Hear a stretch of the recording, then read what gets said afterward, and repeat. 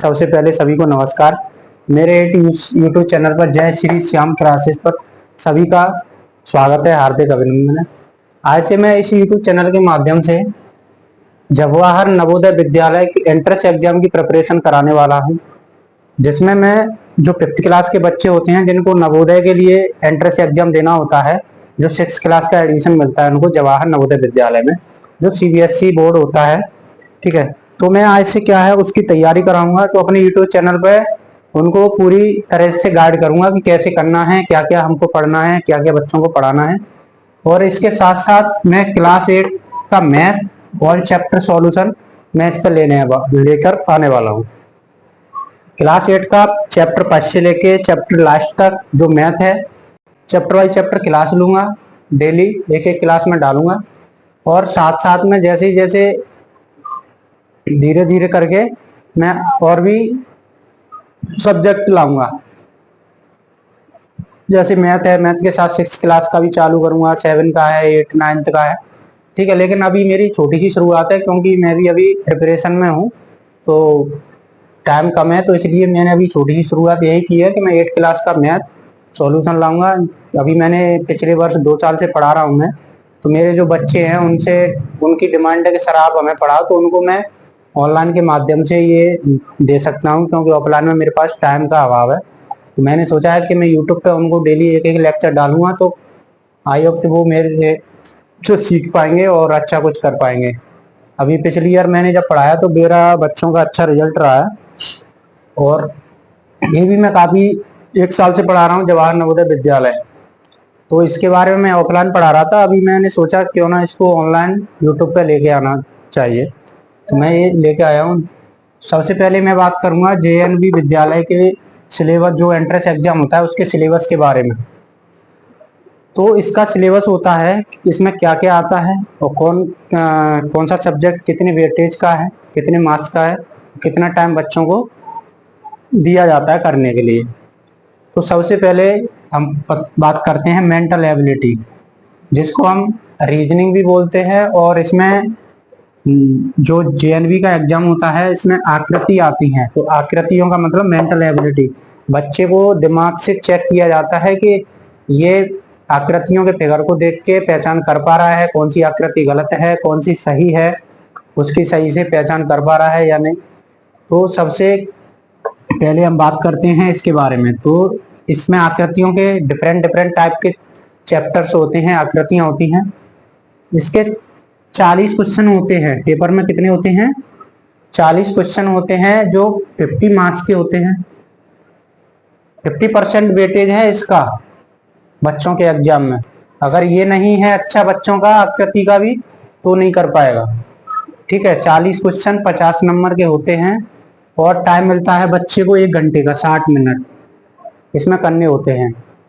फिर इसके बाद बात करते हैं, दूसरा इनका पार्ट है एग्जाम का जो है मैथ।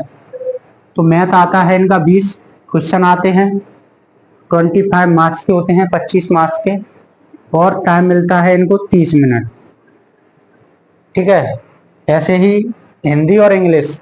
जो हिंदी मीडियम का बच्चा है उसके लिए तो हिंदी आएगा, जो इंग्लिश मीडियम का बच्चा है उसके लिए इंग्लिश आएगा।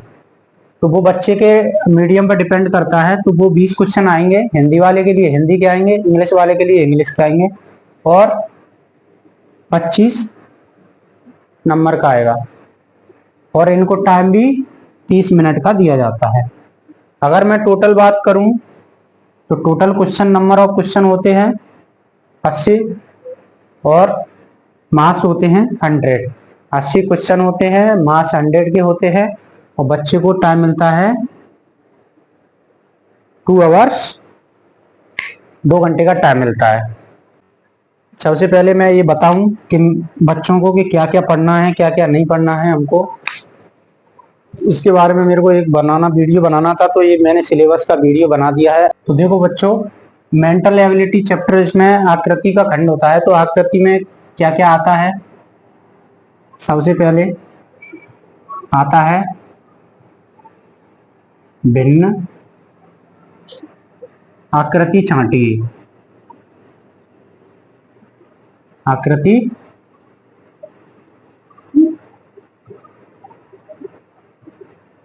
भिन्नाकृति छांटिए। इसके बाद आता है आकृति मिलान। आकृति मिलान। इसके बाद तीसरा चैप्टर आता है आकृति पूरक।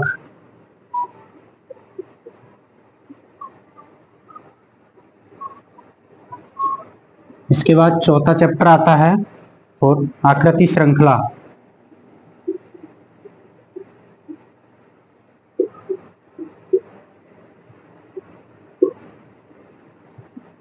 इसके बाद फिफ्थ वाला है सादृश्यता।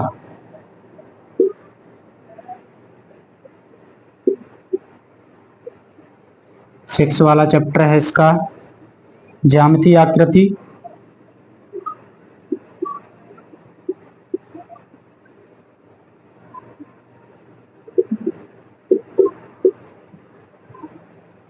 ज्यामितीय आकृति जिसमें हम पढ़ेंगे ज्यामितीय आकृति में त्रिकोण,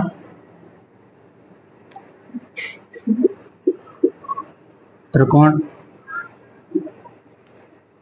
फिर उसमें पढ़ेंगे वर्ग और पढ़ेंगे वृत्त। इस सेवंथ वाली आकृति चैप्टर है आकृति निर्माण, जिसमें हमें एक अधूरी आकृति दी जाती है जिसको मिला के हमको पूरी आकृति बनाई जानी है। आकृति निर्माण। इसके बाद चैप्टर 8 आता है दर्पण और जल प्रतिबिंब। दर्पण और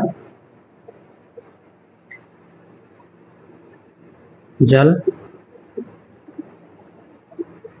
प्रतिबिंब। ठीक है। इसके बाद 9 चैप्टर आता है पंच हॉल पैटर्न।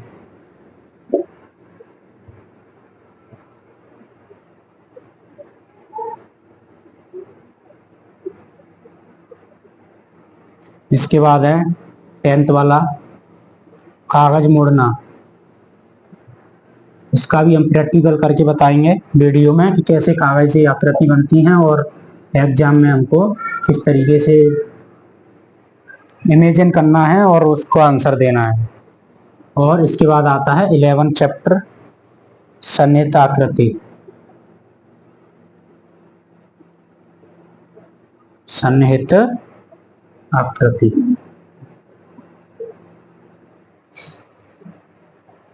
तो ये हो गए हमारे मेंटल एबिलिटी चैप्टर। ये सभी चैप्टरों को मिलाकर के पेपर में आते हैं कितने 40 क्वेश्चन और उनका वेटेज रहता है 50 मार्क्स। सबसे पहले बच्चे की इस पे पकड़ होना बहुत जरूरी है और होना तो सभी सिलेबस में है, सभी चीजों में होना चाहिए, जैसे मैथ में भी है और हिंदी इंग्लिश सब में होना चाहिए। लेकिन ये एक ऐसा है कि इसमें बच्चे 40 के 40 क्वेश्चन को भी राइट करके आ सकते हैं अगर उनकी अच्छी पकड़ है इस चैप्टरों पर। तो 50 मार्क्स के आते हैं। ठीक है। 100 मार्क्स का टोटल है, उसमें से 50% वेटेज दे के रखा है इसने आकृति ने। इसके बाद में 60 मिनट का समय मिलता है। लेकिन अगर बच्चे एक बार पढ़ लिया अच्छे से तो ये 60 मिनट का काम 30 मिनट में कर देते हैं। और हमारे बच्चे हमारी कोचिंग में करते भी हैं। जब हम उनका टेस्ट लेते हैं तो 60 मिनट का काम 30 मिनट में कर देते हैं। तो ये तो आकृतियों का हो गया। इसके बाद अभी मैथ का देखते हैं कि मैथ में कौन कौन से चैप्टर आएंगे। तो अभी मैं मैथ के बारे में बताऊंगा कि जेएनवी जो एंट्रेंस एग्जाम होता है जवाहर नवोदय विद्यालय का, जिसमें जो चैप्टर है मैथ, अभी मैंने रीजनिंग का मेंटल एबिलिटी के चैप्टर बताए थे, अभी मैं मैथ के चैप्टर बताऊंगा गणित के कि कौन कौन से होते हैं, हमको क्या क्या पढ़ना है। तो सबसे पहले इसमें आता है संख्या। संख्या और संख्यात्मक पद्धति।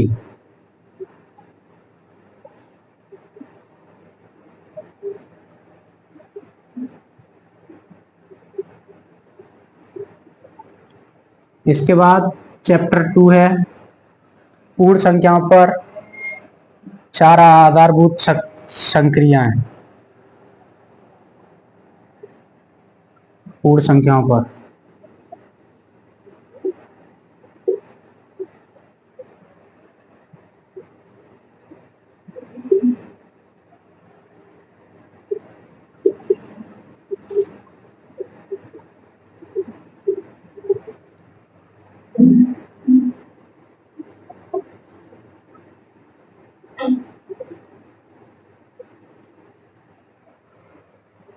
चैप्टर 3 है भिन्नात्मक संख्याएं।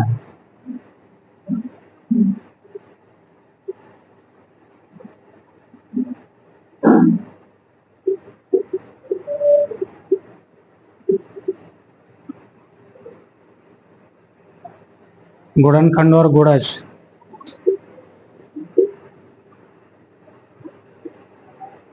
गुणनखंड और एलसीएम एचसीएफ।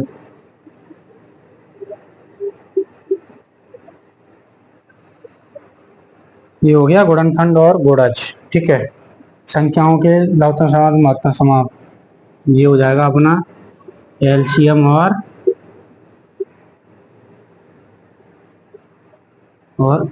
एचसीएफ। इसके बाद 6 चैप्टर हो जाएगा दशमलव और उन पर आधारभूत संक्रियाएं। दशमलव वाला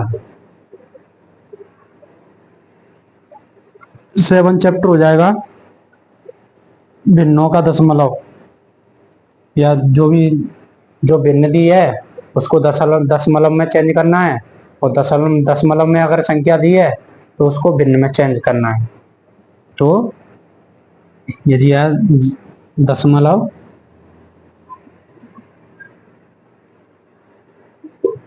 को भिन्नों में चेंज करना है, भिन्नों में बदलना। इसके बाद आता है अपना 8 चैप्टर मापन, जिसमें हम पढ़ेंगे मापन। मापन में आता है लंबाई, द्रव्यमान,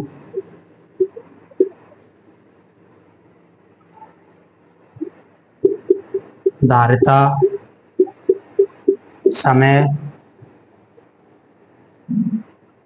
आदि। इसके बाद आता है 9 चैप्टर, इसमें हम पढ़ेंगे व्यंजकों का संयुक्त मान।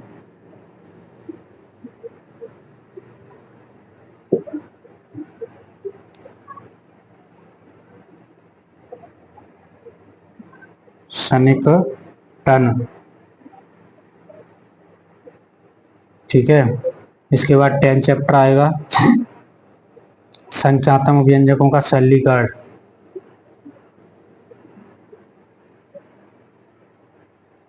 संख्यात्मक व्यंजकों का सरलीकरण। इसके बाद आएगा 11 चैप्टर लाभ और हानि।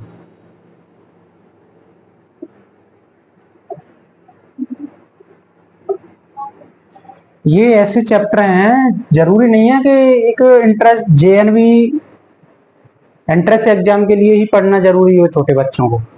अगर ये किसी बच्चे ने पढ़ भी लिया, वैसे भी समझ लिया, पढ़ लिया, और उसने एंट्रेंस एग्जाम दिया या नहीं दिया कोई फर्क नहीं पड़ता, लेकिन इन चीजों से उनके जीवन में बहुत फर्क पड़ेगा। जैसे ये वाली सब जो चैप्टर मैं लिख रहा हूँ, एलसीएम है, एचसीएफ है, ये इस जर्नी से मतलब यहाँ से लेके उसके सरकारी एग्जाम की तैयारी तक के सफर के लिए ये जरूरी है।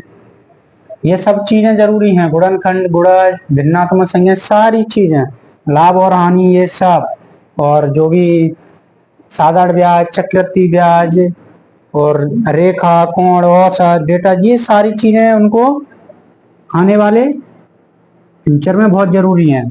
अगर बच्चे ने इन चैप्टर में पकड़ कर ली तो आने वाले समय में वो हर जगह टॉप करेगा। 6 क्लास में करेगा, 7th में करेगा, 8 में करेगा, कभी वो पीछे रह ही नहीं सकता है अगर ये इस जेएनवी की तैयारी बच्चे ने की है तो।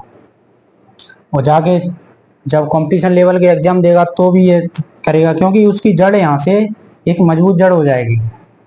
क्योंकि ये चैप्टर हर कोई बच्चा नहीं पढ़ता है, ना कोई 6 में पढ़ेगा, ना 7 में पढ़ेगा, ना 8 में पढ़ेगा इनको। लेकिन यहाँ पे पढ़ लेगा तो वहां वो जिन चैप्टरों को पढ़ेगा हवा में बात करेगा, हवा में। लाभ और हानि के बाद आता है क्षेत्रफल और परिमाप।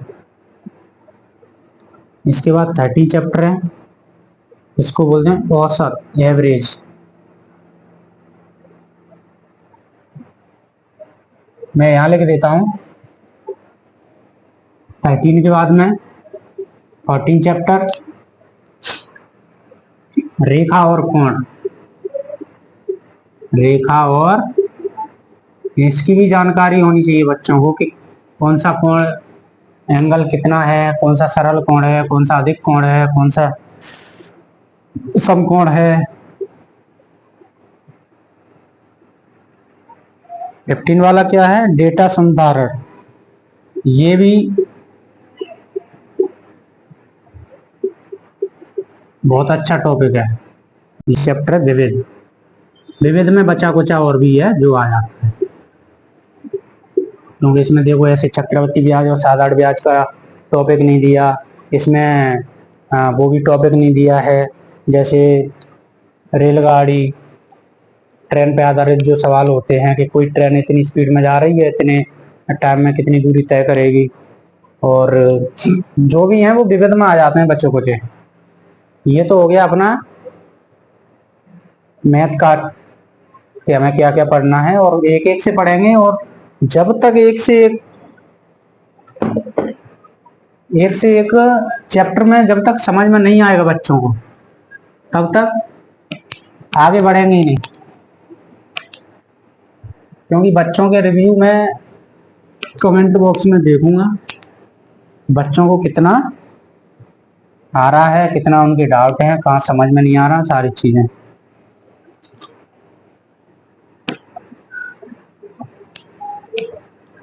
अभी बस हिंदी के बारे में और थोड़ा बता देता हूँ कि हिंदी में क्या आता है, ऐसे इंग्लिश में क्या आता है।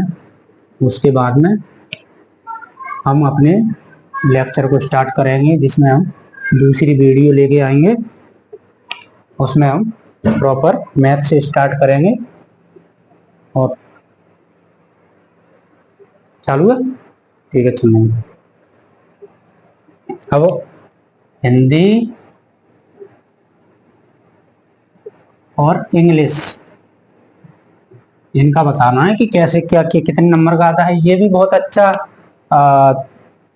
ये मानो कि इसमें भी बच्चे पूरे में से पूरे नंबर ला सकते हैं हिंदी और इंग्लिश में, लेकिन पढ़ाने वाले के ऊपर रहता है कि बच्चों को पढ़ाया किस तरीके से गया है। हिंदी में क्या आता है, व्याकरण। ऐसे ही इंग्लिश में क्या आएगा, व्याकरण को हम बोलते हैं ग्रामर। इसके बाद इसमें आते हैं अपठित अपठित गद्यांश। और इंग्लिश में बोलते हैं इसको समरी। समरी जिसमें हमको टाइटल ढूंढना होता है, हमें कुछ क्वेश्चंस दिए होते हैं और उसमें से हमें उसके आंसर निकालने होते हैं। इसका मतलब ये होता है कि जैसे हमें एक कहानी दी जाएगी हिंदी में और इंग्लिश में, किसी व्यक्ति के ऊपर या कोई भी कहानी हो सकती है, उस कहानी को हमको पढ़ना है, बच्चों को पढ़ना है। पढ़ने के बाद में हमको उसमें क्वेश्चन दिया रहेगा कि ये क्वेश्चन है, इसका आंसर क्या होगा, और उसका आंसर वो बच्चा आराम से दे पाएगा जिसने कहानी को बढ़िया अच्छे से पढ़ लिया होगा पेपर में। ठीक है, पढ़ने के बाद में और हमें उसमें टाइटल पूछा जाता है कि ये कहानी है तो इसका सारांश क्या है, ये कहानी किसके ऊपर है और इस कहानी से क्या हमको सीख मिलती है। ये सारी चीजें हमको उसमें बताया जाता है। तो ये सब चीजें हम डिस्कस करेंगे। ठीक है, तो अगली वीडियो जो हमारी आएगी उसमें हम स्टार्ट करेंगे मैथ से। मैथ का पहला चैप्टर उठाएंगे और उससे हम स्टार्ट करेंगे। और हाँ, एक इम्पोर्टेंट बात तो कहना ही भूल गया, सभी जितने भी भाई लोग इस वीडियो को देख रहे हैं वो मेरे चैनल को सपोर्ट करना, मेरे चैनल को सब्सक्राइब करना, बेल आइकन दबाना। ये वीडियो कहीं ना कहीं जो भी छोटे बच्चे हैं प्रिपरेशन करेगा और जो करवाना चाहते हैं सभी के लिए बहुत शानदार रहने वाली हैं। मुझे कमेंट बॉक्स में रिव्यू दे के ज़रूर बताना कि मैं कैसा पढ़ा रहा हूँ, मेरी जो पढ़ाने वाली वीडियो आएंगी उसमें कैसा पढ़ा रहा हूँ, मैं कहाँ मैं गलती कर रहा हूँ, कहाँ मैं गलती को मेरे को सुधारना चाहिए। तो ये सारी चीज़ें आप लोगों के कमेंट से, आप लोगों के रिव्यू से ही मेरे को पता चलेगा कि मेरे कहीं मैं बोलने में तो गलती नहीं कर रहा, कहीं मैं समझाने में कोई गलती तो नहीं कर रहा, कहीं मेरे लिखने में कोई प्रॉब्लम तो नहीं है, कहीं मेरे आ, जो फेस का इंटरफेस है वो कहीं गलत तो नहीं है कैमरे के सामने। ये सारी चीज़ें मुझे आप बताते जाना कमेंट बॉक्स में, और मुझे गाइड करते रहना एक छोटे भाई की तरह, एक जो मेरे बड़े भैया की तरह मेरे को गाइड कर सकती हैं। ठीक है, और सभी लोगों को नमस्कार, धन्यवाद।